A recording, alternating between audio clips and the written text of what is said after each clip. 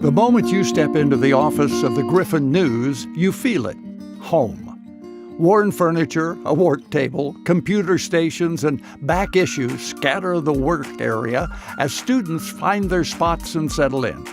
In the middle of it all is Dr. Bob Bergland, asking students if anyone is taking curling that semester. No one is. And making sure everyone has a piece of homemade zucchini bread. Then the questions start. New people, you guys have story assignments. How's the stories going so far? Jake? I got a third interview on Thursday. You're set. Chloe, you're doing fine? All set? How's our ad crew doing over there? Eventually, Bob steps back and lets his veteran students take over. So anyway, I will be quiet and hand it over to Jessica. Any announcements? It's their job to write the articles, to produce all the content, to make all the decisions, and I get out of their way, and because of that, I think they feel like the onus is on them to rise to the occasion, and they pretty much always do. And they may be frustrated along the way, they may curse my name along the way, but that's okay, because when they graduate, and they tell me this afterwards, is I'm glad you pushed me, I'm glad that you saw in me what I could do.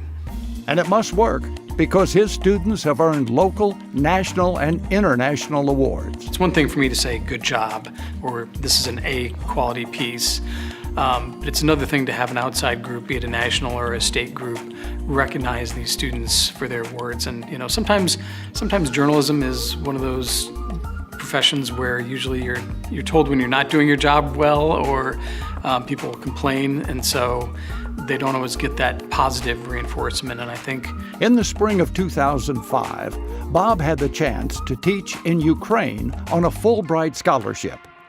While he learned about the Ukrainian culture, what he learned most was that students aren't all that different, regardless of the location. I thought I would go there and learn so much about Ukraine and Ukrainians and Ukrainian media systems.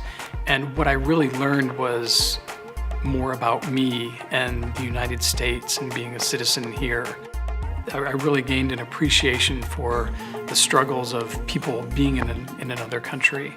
The students there have the same sorts of joys, problems, challenges that they face, and so you realize that we are one race here on this planet, and that was something really valuable to learn as well. Bob is also an active member of professional organizations, such as the National College Media Association, and is an active participant in the St. Joseph community, where he has volunteered for the United Way and at Wyatt Park Baptist Church. To be a really good professor, you need to obviously be a teacher, and that's, like I said, first and foremost. But if you're not doing scholarship, if you're not aware of the scholarship and contributing to the field, you're not quite as good as you could be. If this isn't enough, Bob even takes time to participate in Ironman competitions.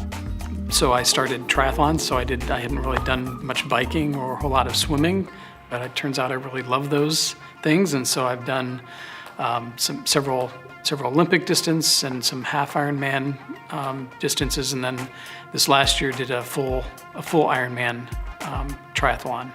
But overall, it's his students who keep Bob motivated, and of whom he is the most proud. We have numerous students who've gone in various jobs in journalism, in public relations, in technical communication, training, some students going into law school. So, I'm old and I've been here long enough, so I have a lot of alumni students who have been in a lot of different fields.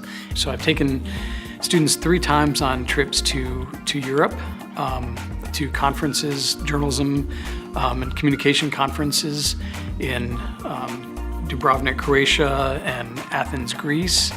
And as part of those study abroad trips, the students would write papers for these academic conferences. So they wrote papers as part of a class in the spring, and then in May we would go to these conferences, and these students submitted papers and got them accepted at these international conferences. And I think day one, they were probably, when I told them that this was what they were going to do, I think they were very nervous and thought there's no way. And this was another case where I think setting the bar high and really helping them shoot for those stars really helped them reach those stars, because the students, their presentations at these conferences, that is one of the proudest moments as a teacher I think I've ever had, is to see these students presenting their hard work. And in many cases, these presentations have been on par or better than these PhDs who are giving these presentations at these academic conferences.